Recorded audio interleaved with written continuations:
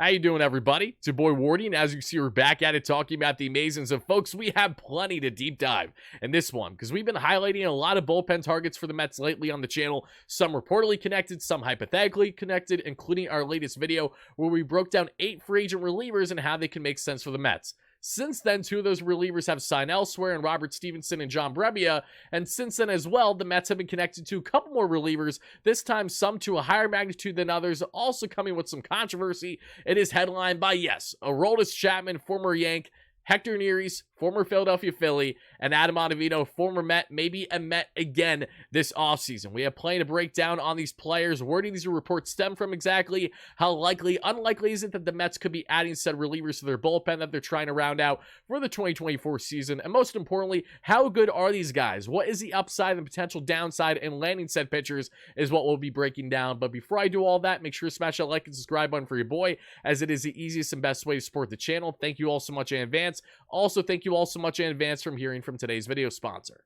BetUS, America's favorite sports book, where you can bet on everything anytime. Sportsbook, casino, horse racing, live betting, and more. We have the best bonuses in the industry. That's right, get a 125% sign-up bonus. And to celebrate our 30-year anniversary, we are giving up to 30 risk-free bets, a truck, Super Bowl tickets, and more. Don't miss out. Play smart. Join now. BetUS, where the game begins. Again, shout out once more to BetUS for being a great sponsor on the channel. Do what they said by clicking the link in the description. That way you too get a 125% boost with your first deposit. So if you deposit $100, you automatically get $225 to work with. It has been a hectic start to NFL playoffs as we get to the championship round. As you see here, we're going to be having the Ravens in this matchup. We got the Chiefs in said matchup as well. We also got the Lions and the 49ers in the NFC. So if you're taking one of those, make sure you get in on the action through BetUS today. But if you like to bet on, say, NBA, NHL, or if you want to wait for the regular season for MLB, don't worry, because we're going to be doing some awesome, unique WardyNYM parlays for the Mets throughout the 2024 season. So make sure you're chiming in and getting in on the action today for all that great stuff here at BetUS. They're safe, secure, and reliable. And once again, shout out to BetUS for being a great sponsor on the channel. But now, guys, I want to know your initial reactions, thoughts, comments, questions, and concerns to the news that the Mets have been connected to a bunch of these relievers. But let's see where it stems from, right? Because it starts from our friends here at SNY. Of course, Andy Martino in the latest piece here states that, yes, the Mets have interest in Aroldis Chapman. They have interest in Hector Neris. Neris is looking for $7 to $11 million per year on a 1 or 2 year deal, which is far more reasonable versus the 3 years at $50 million that someone like Hector Gomez was reporting. Shows you how contradicting this offseason continues to be with said reporting. In this article as well, which I'll link down below, the Mets are connected to Adam Ottavino too, who did speak on Foul Territory today on their live show. So I have plenty to say about that. But let's start with, again, the most controversial man, many could argue, in today's discussion, none other than the guy in the highlight reel right there, Aroldis Chapman. I have spoken plenty on Aroldis Chapman in the past as a Mets fan, downing him during his time with the Yanks. Now this past season, splitting time with the Kansas City Royals and then the World Series champion Texas Rangers, had himself a very good season, all things considered, even though that walk rate once again was horrendously through the roof. If you're not getting an average of a 5 walks per 9 with Aroldis Chapman, you're not doing something right. As we look at his numbers right now this past season, again, a 3-year rate, a 2.84 expected year rate, over 100 strikeouts, literally a roughly 16K per 9, which is obscene, ridiculous, to a 5.55 walks per 9. There is no denying that Aroldis Chapman, potentially as a setup man for Edwin Diaz, could do wonders for this bullpen for 2024, could be a human highlight factory, truly a human highlight reel. But there's so many reasons as to why I have concerns with Aroldis Chapman, and it starts first and foremost with that walk rate, which has consistently been horrendous on a year-by-year basis. If this was a thing where his 2023 numbers were kind of an anomaly from his normal career walk rate, then I would feel different. But the guy averages a 4.5 walks per 9, had a roughly 7 walks per 9 in 2022, a 6 walks per 9 in 2021. I know the fastball got back to that life of touching 104 on the gun this past season, which is ridiculous. And when you look at the baseball savant numbers as well, they're pretty much all in the 99th or 100th percentile. That isn't chase percentage, barrel percentage, or walk percentage. And those statistics, he's horrendous. Everything else, he's basically MLB's best, with, of course, that fastball, which tops out at 104, 105 on the gun. the nasty slider, and the changeup. Again, he has ridiculous swing and miss stuff, with the split finger, but the issue is not only the domestic issues he's had in the past, which is why I don't like Chapman as a human being whatsoever. Let's not forget, this is the same guy that was suspended 30 games a number of years ago by the Yanks for a domestic abuse issue, which again, there were shots fired, there was gun involved. It wasn't a pretty situation. So the same way that I feel about other guys that have had these domestic pasts, I don't love them on a personal notion, and that holds true here with Aroldis Chapman. Chapman as a player, uber talented, we all know that, but thankfully, and I also say this as probably a good thing, Chapman doesn't look like a strong likelihood to come into Queens from Andy Martino's article. It seems like he may be going elsewhere, but the Mets have expressed interest there as they would like a lefty reliever in particular at bare minimum, according to Robert Murray, who does a great job as an MLB insider in his own right on a live show earlier today. So we know the Mets would like a lefty, probably at least two relievers here. Aroldis Chapman, as nasty as he is, I think he's also nasty for the wrong reasons. I know he has a New York experience. I know he has championship pedigree. He has 2 World Series on his resume. That's a very impressive thing for Chapman, but he's a very polarizing player, one of which that I think could have a lot of controversy and just a one-year deal here with the Mets as a setup man to Edwin Diaz. I think we would see many nights where instead of setting Edwin Diaz up, he walked everyone and their mother and he gave up a bomb. So that's the concern I have with Aroldis Chapman. Again, if he comes to the Mets, I will welcome him just like anyone else that's on the team. But for the most part, I can see why this won't happen. And I think that may end up being the right thing for the New York Metropolitans here until or unless proven otherwise. But as we go from Chapman, let's get on to a name that a lot of fans have been in favor of this offseason. I have not been one of them. So let's talk about it. And that is, in fact, Hector Neris. Again, similar to Chapman, when we talk about Hector Neris as the pitcher, as a player, he's a very talented player. And he doesn't have the type of baggage the way that Chapman does, which is great. He's coming off of a tremendous season with the Houston Astros, a 1.71 ERA. But I have concerns buying in on a guy that just had a career ERA season and is age 34 year, even on a 1 or 2 year deal, which fits the bill. Again, if the Mets sign Neris to say a 2-year, $20 million deal, I'm not scoffing at that whatsoever. I think that's a very nice move for the Mets. But my personal concerns with Hector Neris go back to his time and the PTSD that I have as a young Mets fan during his time in Philly. Why, you might ask? Well, during his time in Philly, let's not forget Hector Neris.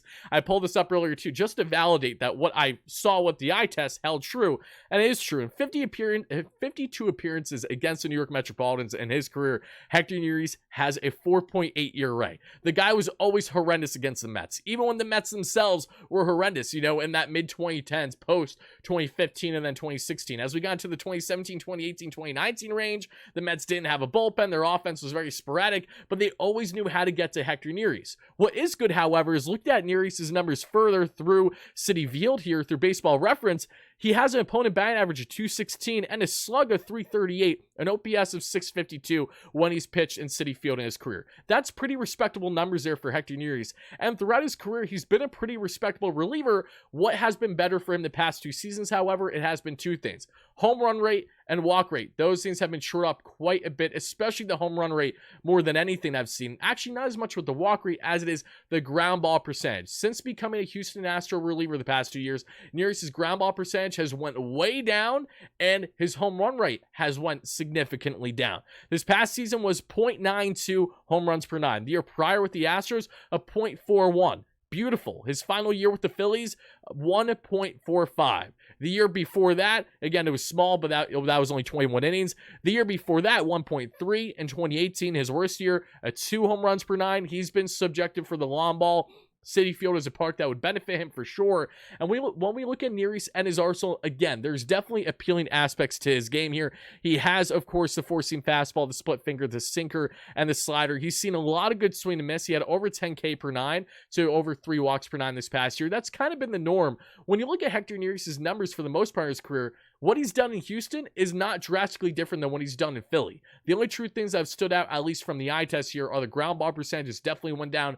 The home run percentages went down, but the average walk rates, the expected numbers are all there. I'm not looking at that 1.71 ERA as I am the 3.35 expected ERA, the north of 4 SI ERA, what a pitcher can actually control. That's very Hector Neris-esque, and if the Mets sign him, he's likely not going to put up that stat line. He's probably going to put up at least a 2.5 to a 3 ERA, which again is very respectable, but how did he do it? Because when we look at his savant numbers, 90th percentile in pitching run value, 93 percentile in fastball run value, breaking run value just above average, off-speed run value 81st percentile, expected ERA, 84th percentile, expected batting average. This is what I do like about Neris, at least 95th percentile. So he has not been a joke, where the frontline numbers are great.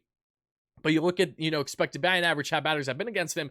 Have they been really unlucky? No, he's actually had plenty of support on his side from the type of production he's had with his strong arsenal. It is not a fluke in that sense. When you look at average exit velo, 91 percentile, chase percentage, 79 percentile, whip percentage, K percentage, all around 80 plus percentile, hard hit percentage, 98 percentile. He does not give up hard contact nearly to the degree that he used to in years prior, but ground ball percentage, walk percentage, fastball velo, all downs, things that we can keep in mind. If I take away my previous emotions with Hector Neris during his time with the Phillies, I can come out with the conclusion that yes, he makes a lot of sense for the Mets. I just have that personal bias against him. I have concerns how he would look in the NL East again. I think there's a recipe for disaster there, but I'm willing to be open-minded as long as the Mets get him on a respectable 1 or 2 year deal around the AAV range that he's currently seeking, given the latest reports. So that is what I have to say about Hector Neris. I see the pros, I also see the cons, but on a short-term fit, as you're set up, man, it's hard to go against him when evaluating his current AAV status. So that is what I'll leave you with regarding Hector Neris. But last but not least, let's get on to a reliever that we know very well, probably a little too well, right? And that is none other than not Wandy Peralta. Have the wrong stat line there. Bear with me 1 second, everybody. Let's throw up not Wandy Peralta, even though Wandy could be a Met. We're going to see potentially in the coming days to weeks if he doesn't say go back to the Yanks. But let's talk about, yes, Adam Ottavino. Adam Ottavino is a really interesting one to me, mainly because we saw that he left the Mets early this year. And if you're wondering how Adam Ottavino left the Mets, he approached David Stearns heading into the offseason saying, you know what? Could we restructure my contract? I know I have over a year left. I have a lot of deferments. I would probably like to get rid of those deferments, maybe add an extra year, less AAV, but there won't be deferments. And Stearns basically said, we're good right now. This isn't really our focus. He really didn't bat an eye. And since then, Adam has been very vocal on SNY, in which he has been showing up to his segments still. He was on Foul Territory on YouTube earlier today, talking about how he would like the idea of coming back to the Mets, but he doesn't know, 1, their interest level is, and 2, he's not getting any younger. He would like to go on a team that could give him a great chance to win. I don't see how the Mets give him a better chance than, say, some other contenders out there, but I also don't know what Adam Ottavino's market is right now, as he opted out of that over $6 million deal for the 2024 season. Now he kind of might have shot himself in the foot as a guy that really seems like New York, is a New York native. He was a former Yank, of course, has had plenty of success with the Mets, and this past season wasn't horrendous by any means, but what stood out about Adam Ottavino this past year, as much as we love the sweeping slider, he's had struggles with the command a little bit. We saw this past season. He's struggled with guys on base. You see the 3.21 ERA, the 3.55 expected ERA. Again, respectable numbers even as a setup man to Edwin Diaz this season.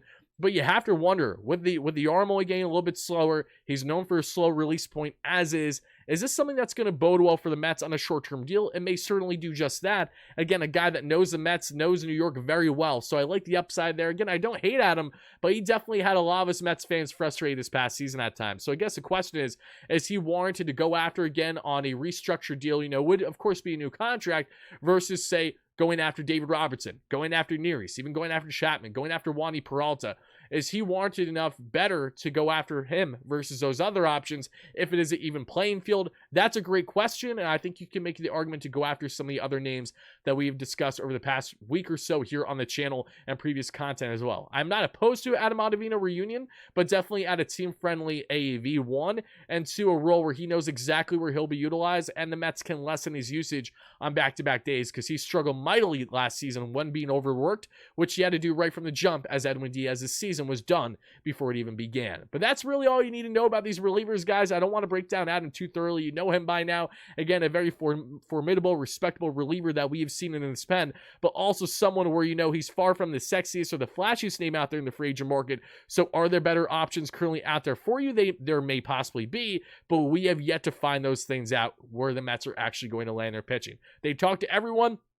Now it's a matter of putting it together. I'm not getting my hopes up, or really, I don't have much hopes there, and that's okay. For Aroldis Chapman, I think that there's a decent chance the Mets get Neris. I think Adam Ottavino is certainly in play as an option as well. Wandy Peralta cannot be forgotten. He's in the mix, along with plenty of other great names out there, whether they are more hypothetical types than Ryan Stanek, Phil Maton, Shintaro Fujinami, project types. There's plenty of strong arms out there. David Stearns, just go out there and get the moves done. We just want to see this offseason get rounded out finally. So, Mets fans, or whoever you're a fan of, let me know, what is your biggest takeaway from this video? Which reliever out of the three would you most like to see land in Queens if the Mets do land one of the three? If so, who's it going to be? Do you expect the Mets to land multiple? Do you not expect the Mets to land any of them? What relievers do you think make most sense if they are not the following that we discussed here? Drop them down below. Thank you all so much for the continued support here on WardyNYM. Stay tuned for consistent coverage on all things Mets all off season long. I'll talk to you guys again real soon. Let's go Mets, baby. Peace out.